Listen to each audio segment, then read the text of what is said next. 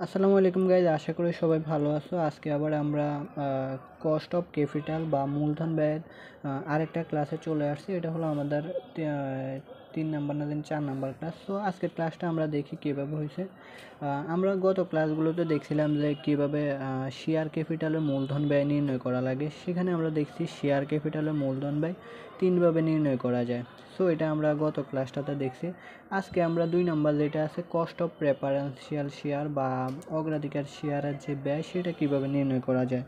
So আজকে যদি আমরা দেখি সেটা কস্ট অফ আমরা শেয়ার ক্যাপিটালে যে মূলধন নির্ণয় করছি সেটা 3ভাবে দেখছি। আজকে দেখবো হলো কস্ট অফ প্রেফারেন্সিয়াল শেয়ার কয়ভাবে নির্ণয় করা যায়। আজকে দেখবো আমরা 2 নাম্বারটা।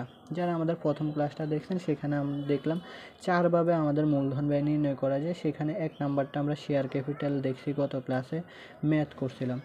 আজকে আমরা 4 নাম্বার ক্লাসে এসে দেখতেছি কস্ট অফ প্রেফারেন্সিয়াল শেয়ার কয়ভাবে নির্ণয় করা যায় সেটা দেখব। এখানে 1 নাম্বার হলো ইরিমিডিয়েবল প্রেফারেন্স শেয়ার বা অপরিশোধ্য অগ্রাধিকার শেয়ার অথবা পারপেচুয়াল প্রেফারেন্স শেয়ার। এটা কি?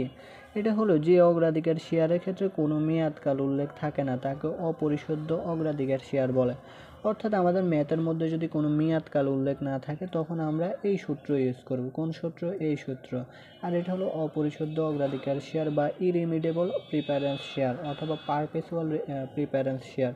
যদি আমরা ম্যাথের মধ্যে না দেখি, অর্থাৎ মেয়াদকাল না দেখি, তখন আমরা এই সূত্র ইউজ করব। সূত্র হলো DP divided by P0 minus F into X 100। তাহলে এখানে ডিপি কে, আচ্ছা কেপি হলো কস্ট অফ প্রেফারেন্স শেয়ার। কি কেপি হলো cost of preference share, DP হলো dividend per preference share, dividend per preference share. এরপরে হলো P0 হলো market price per preference share.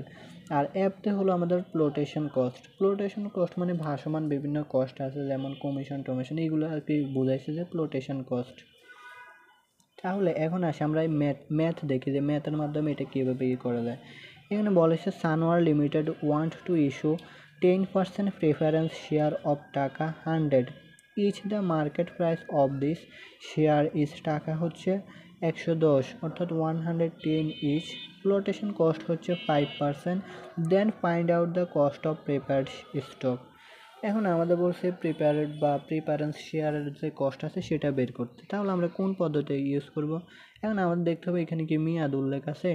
এই ম্যাথের মধ্যে আমরা যদি দেখি কোনো মেয়াদ উল্লেখ নাই যে এত বা এত কিছু, এরকম কোনো মেয়াদ উল্লেখ নাই। আমরা এখানে কিন্তু আমরা দেখছি যে এখানে 10% দেওয়া আছে যে ইস্যু করছে সেটা। এরপরে হলো মার্কেট প্রাইস দেওয়া আছে, কিন্তু এখানে কোনো মেয়াদ দেওয়া নাই এখানে আমাদের। তাহলে তখন আমরা তাইলে আমরা কোন সূত্রটা ইউজ করবো? এটা ইউজ করব। এখন এটা কীভাবে, এখন আমরা যদি দেখি ম্যাথটা, আমাদের এখানে কেপি তো আমরা ওইখানে দেখলাম। এরপর ডিপি কীভাবে নির্ণয় করবো? ডিপি হলো, আচ্ছা এখন আসে আমাদের যে পার্সেন্টেজগুলো দেওয়া আছে সেটা আমরা কিসের উপর ডিপেন্ড করে নির্ণয় করব।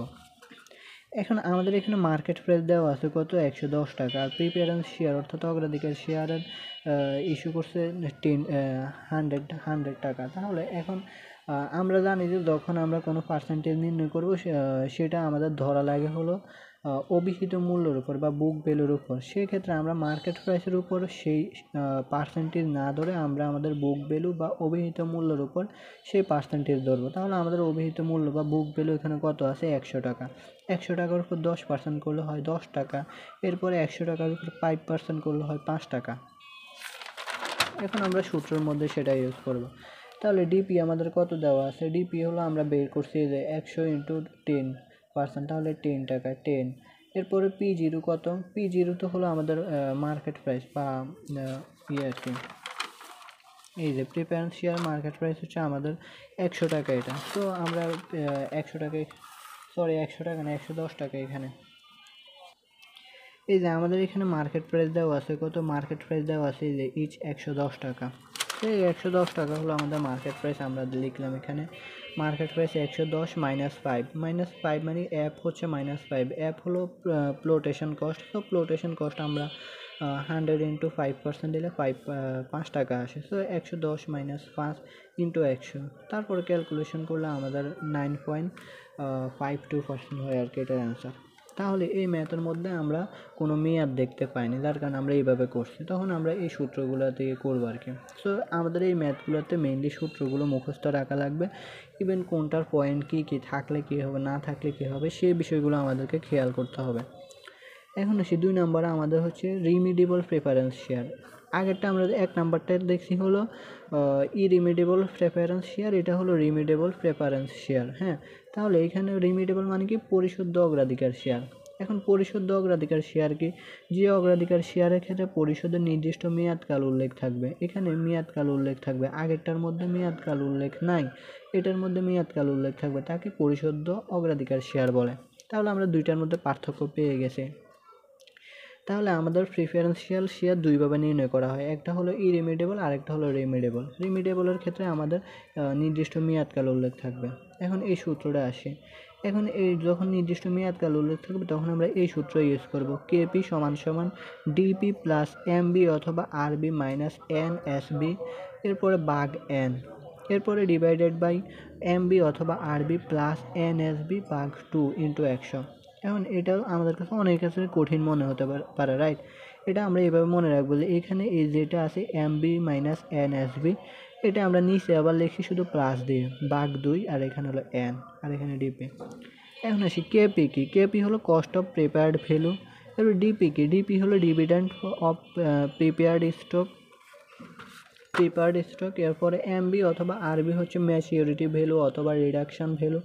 এরপরে এনএসবি হলো নিট সেলস ভ্যালু। এন হচ্ছে নাম্বার অফ ইয়ার্স, এন কি নাম্বার অফ ইয়ার্স, এই যে আমাদের মেয়াদকাল থাকবে সেজন্য এটা। এন হচ্ছে নাম্বারস অফ ইয়ার। এখন আসে আমরা এই যে এটা শিখলাম সূত্রটা, সেটা ব্যাখ্যা দেখি যে বা ম্যাথের মাধ্যমে সেটা প্রুফ দেখি।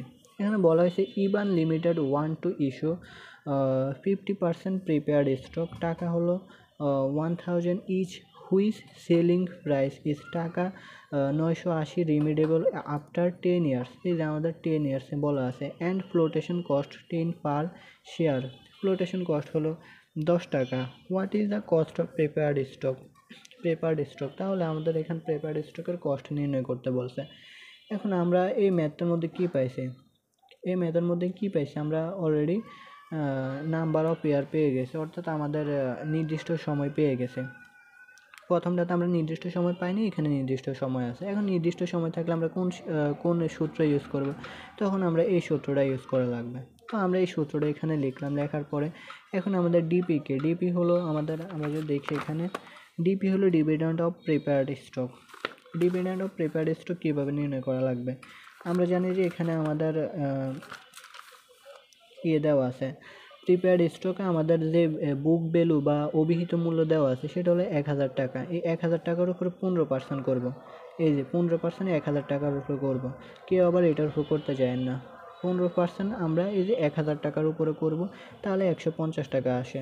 এরপরে এমবি অথবা আরবি, এমবি মানে কি ম্যাচিউরিটি ভ্যালু কত আছে 1000 টাকা। আচ্ছা, এখন কথা আছে, আমাদের যদি কোশ্চেনে সরাসরি ম্যাচিউরিটি ভ্যালু দেওয়া না থাকে, তখন আমাদের যে অভিহিত মূল্য বা বুক ভ্যালু দেওয়া থাকবে সেটাই হলো ম্যাচিউরিটি ভ্যালু।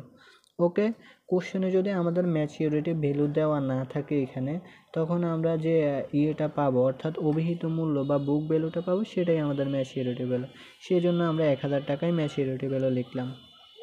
এখন আসি এনএসবি কি, এনএসবি হলো নিট সেলস ভ্যালু। আমাদের এখানে সেলিং প্রাইস দেওয়া আছে 980 টাকা, এখানে অনলি সেলিং প্রাইস, এসপি দেওয়া আছে বা এসবি দেওয়া আছে আমাদের এখানে, কিন্তু আমাদের লাগবে কি নিট সেলস প্রাইস, অর্থাৎ নিট সেলস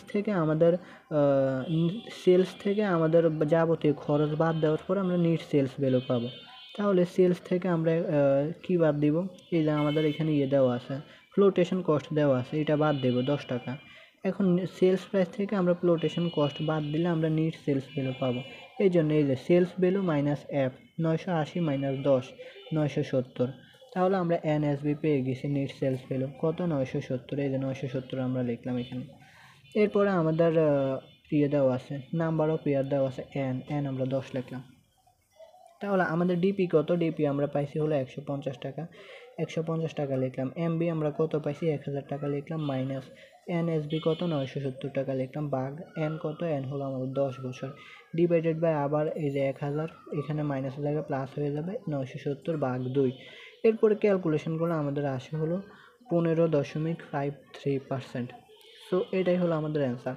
তাহলে আমরা যখন নির্ণয় করছি শেয়ার ক্যাপিটালের কস্ট, তখন আমরা তিনভাবে নির্ণয় করছি যে সেই ম্যাথগুলো। এরপরে এখন আমরা আসছি প্রিফারেন্সিয়াল শেয়ার। এখন আমরা 2 নম্বরে এরপরে কস্ট অফ প্রিফারেন্সিয়াল শেয়ারে আসছি। এখানে আমরা কয়ভাবে ম্যাথ নির্ণয় করতে পারি এটা, বা এটার কয়ভাবে কস্ট নির্ণয় করতে পারি, দুইভাবে। একটা হলো ইরিমিডেবল আর একটা হলো রিমিডেবল। ইরিমিডেবল হলো আমাদের মেয়াদকাল দেওয়া থাকবে না, আর রিমিডেবলে আমাদের মেয়াদকাল দেওয়া থাকবে। ইরিমিডেবলে আমাদের মেয়াদকাল দেওয়া থাকবে না, আর রিমিডেবলে মেয়াদকাল দেওয়া থাকবে। দেওয়া থাকলে আমরা এই সূত্রগুলো ইউজ করে ম্যাথ করা লাগবে। সো আশা করি সবাই বুঝতে পারছেন, আর যারা আগের ক্লাসগুলো করেননি ওইগুলো করে নেবেন। ওইগুলো করলে আপনাদের কাছে আমি যা যা বলি এগুলো সব কিছু ক্লিয়ার হয়ে যাবে, ইভেন আরও ভালোভাবে বুঝতে পারবেন। সো আশা করি সবাই বুঝতে পারছেন। এরপর না বুঝতে পারলে অবশ্যই ইনবক্স করবেন অথবা কমেন্টে জানাবেন। আর হলো গিয়ে আপনারা যারা এখনও পেড ব্যাচে যুক্ত হননি, পেড ব্যাচে যুক্ত হয়ে যেতে পারেন। আমাদের লাস্ট ডেট হলো 15 তারিখ। 15 তারিখের পরে আর কাউকে অ্যাড করা হবে না বা যুক্ত করা হবে না। সো আপনাদের বন্ধুবান্ধবদের সাথে শেয়ার করতে পারেন, ইভেন আপনারাও ভর্তি হতে পারেন।